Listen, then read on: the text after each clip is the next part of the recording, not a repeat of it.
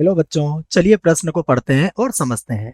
यदि a बराबर x such that x छोटा या बराबर है 4 से और x बिलोंग्स टू है n और समुच्चय b है हमारे पास x सच दैट x जो है वो 8 से छोटा या बराबर है और x बिलोंग्स टू है n, मतलब x जो है वो प्राकृत संख्या। और इसी प्रकार हमें समुच्चय c भी बच्चों यहाँ पर दिया हुआ है। ठीक है, तो हम प्रश्न को हल करने से पहले हम प्रश्न में मुख्य अवधारणा लिख लेते हैं बच्चों।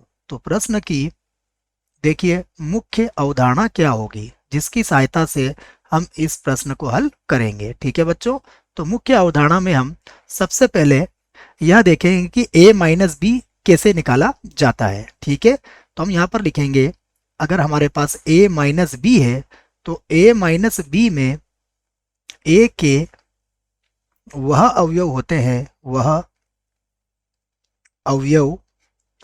हैं बच्चों, ये आपको याद होना चाहिए, जो बी में नहीं होते हैं। ठीक है बच्चों, नहीं होते हैं, एक तो आपको ये बात याद रखना है। ठीक है बच्चों, दूसरी बात ये कि देखो यहाँ पर हमारे पास इंटरसेक्शन और यूनियन भी है। तो इंटरसेक्शन और यूनियन का मतलब क्या होता है ये आपको पता होना चाहिए। ए इंटरसेक्शन बी होता है एक, और एक होता है ए यूनियन बी। तो बच्चों ए इंटरसेक्शन बी में हम केवल उभयनिष्ठ अवयव लेते हैं और ए यूनियन बी में हम ए और बी के सभी अवयव लेते हैं। ठीक है, तो ये दोनों बातें आपको याद रखना पड़ेगी। अब देखिए प्रश्न को हम देखते हैं, प्रश्न में हमें क्या दिया है। ठीक है बच्चों, तो हम लिख लेते हैं दिया है, तीन समुच्चय हमें दिए हुए हैं, हम तीनों समुच्चयों को लिख लेते हैं बच्चों। देखो हमें सर्वप्रथम समुच्चय ए दिया हुआ है। समुच्चय ए हमारे पास है एक्स सच दैट एक्स जो है वो छोटा है किससे बच्चों, 4 से, और x क्या होना चाहिए, एक प्राकृत संख्या बच्चों होना चाहिए। ठीक है, तो देखो ये हमारा किसके बराबर हो जाएगा बच्चों, इसी के बराबर हम लिख सकते हैं कि देखो प्राकृत संख्या कहां से प्रारंभ होती है, 1 से। तो 1 हो सकता है इसका आंसर, 2 हो सकता है, 3 हो सकता है और 4 हो सकता है बच्चों। ठीक है, इसी प्रकार हम समुच्चय बी लिख लेते हैं। देखो समुच्चय बी हमें दिया हुआ है एक्स सच दैट एक्स जो है वो 8 या 8 से छोटा है, और यहाँ पर भी बच्चों x क्या है, देखो x हमारे पास है प्राकृत संख्या। ठीक है बच्चों, तो यहाँ देखिए क्या होगा, यहाँ पर हम लिखेंगे 1 2 3 और ये संख्या हमारी कहाँ तक जाएगी बच्चों, 8 तक हमें लिखना पड़ेगी। ठीक है, इसी प्रकार देखो बच्चों समुच्चय c का मान भी हमें दिया है, यह है x सच दैट x जो है वो 12 से कम है बच्चों यहाँ पर। ठीक है ना, इसको हम क्या लिखेंगे, 12 से कम। तो 12 से कम प्राकृत संख्याएं भी हम लोग लिख सकते हैं। तो ये हो जाएगा x का मान 12 या 12 से कम, और x बिलोंग्स टू बच्चों हो जाएगा n। तो हम इसके बराबर क्या लिखेंगे, ये हो जाएगा 1 2 3, और बच्चों ये हमारा समुच्चय 12 तक होगा। ठीक है बच्चों, अब देखिए हम प्रश्न के हिसाब से क्या ज्ञात करते हैं। ठीक है बच्चों, अब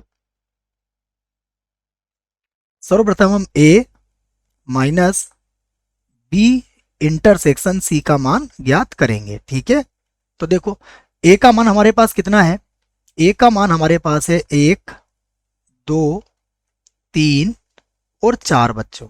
ठीक है, और माइनस अब हमें b इंटरसेक्शन c ज्ञात करना है। तो b और c में हम देखेंगे कौन से अवयव हमारे उभयनिष्ठ हैं। तो बच्चों b और c में उभयनिष्ठ अवयव कितने होंगे बच्चों, 1 से लगा के पूरे 8 तक, ये अवयव सारे उभयनिष्ठ हो जाएंगे। तो हम लिखेंगे 1 2 3 और ये अवयव कहां तक होंगे, हमारे पास 8 तक होंगे। ठीक है, अब हमें माइनस करना है। तो देखो मैंने मुख्य उदाहरण में क्या लिखवाया, a माइनस बी में केवल a के अवयव होते हैं जो b में नहीं होते हैं। तो देखो इसका उत्तर हमारा क्या आ जाएगा बच्चों, अगर आप इसमें से इसको घटाएंगे तो 1 2 3 4, यहाँ पर सारे अवयव 1 2 3 4 है, तो यहाँ पर क्या मिलेगा हमें ये खाली मिल जाएगा, मतलब 5 होगा हमारा। ठीक है, तो इसे हम समीकरण 1 बना देते हैं। देखो अब पुनः बच्चों अब हम क्या निकालते हैं, जो सेकेंड है हमारे पास वो है a माइनस बी, और उसके बाद है यूनियन, यहां पर मिलेगा हमें a माइनस सी। ठीक है बच्चों, यहां पर हम लिखेंगे a माइनस सी। ठीक है, तो अब देखते हैं हमारे पास क्या है। तो a माइनस बी, देखिए a माइनस बी में हम क्या लिखेंगे, ये हमारे पास समुच्चय a है, ये हमारे पास समुच्चय b है। तो हम क्या कहेंगे कि a में से b अगर हम घटाएंगे तो 1 2 3 4 सभी अवयव हमारे घट जाएंगे। तो यहाँ पर क्या मिलेगा, हमें खाली समुच्चय मिलेगा। और यूनियन। इसी प्रकार अगर ए में से सी घटाएंगे बच्चों तो यहाँ पर भी हमें खाली समुच्चय ही मिलेगा। ठीक है, तो खाली समुच्चयों को हम किससे व्यक्त करते हैं, इन्हें हम फाई से व्यक्त करते हैं। तो यहाँ पर भी हमारे पास क्या आ जाएगा, फाई यूनियन फाई। तो बच्चों फाई यूनियन फाई का मान किसके बराबर होगा, फाई के बराबर ही होगा। तो हम समीकरण 1 और 2 से बच्चों लिख सकते हैं कि हमारे दोनों ही कथन क्या है, बराबर हैं। तो हम लिख लेते हैं समीकरण 1 व 2 से क्या होगा बच्चों, ये हमारे पास आ जाएगा a minus B intersection C, और ये किसके बराबर होगा, ये बराबर होगा हमारे पास a माइनस बी, उसके बाद यूनियन, और फिर आएगा a माइनस सी। ठीक है बच्चों, तो ये हमने सिद्ध कर दिया है। आशा करता हूं आपको इस प्रश्न का उत्तर समझ में आया होगा। धन्यवाद।